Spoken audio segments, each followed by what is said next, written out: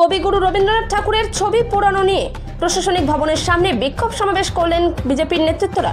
উপস্থিত দক্ষিণ দিনাজপুর জেলা সভাপতি স্বরূপ চৌধুরী, জেলা সহ সম্পাদক বাপি সরকার সহ অন্যান্য নেতৃত্ব। স্বরূপবাবু জানান, তৃণমূলের ছাত্র পরিষদের পক্ষ থেকে কবিগুরু রবীন্দ্রনাথের মূর্তিচিত্র ও স্বরাষ্ট্রমন্ত্রী অমিত শাহের পোস্টারে আগুন লাগিয়ে পুড়িয়ে দিয়েছে। এরই প্রতিবাদে বিক্ষোভ বিজেপির। আজকে কি নিয়ে বিক্ষোভ? আজকে বিক্ষোভ আপনারা জানেন যে কবিগুরু রবীন্দ্রনাথ ঠাকুর এই বাংলারই মানুষ ছিলেন এবং তিনি তার কবিতার জন্য সকলেই জানেন যে ভারতবর্ষে যেন গোটা পৃথিবীর মানুষ জানে তিনি নোবেল পুরস্কার পেয়েছিলেন। সেই পশ্চিমবঙ্গে আজকে তৃণমূলের ছাত্র পরিষদ তারা প্রকাশ্যে রাস্তায় দাঁড়িয়ে রবীন্দ্রনাথ ঠাকুরের চিত্র এবং তার সঙ্গে ভারতবর্ষের প্রধানমন্ত্রী, ভারতবর্ষের স্বরাষ্ট্রমন্ত্রীর চিত্রতে তারা সরাসরি আগুন জ্বালিয়ে আর তারা সেখানে নাকি প্রতিবাদ করছে।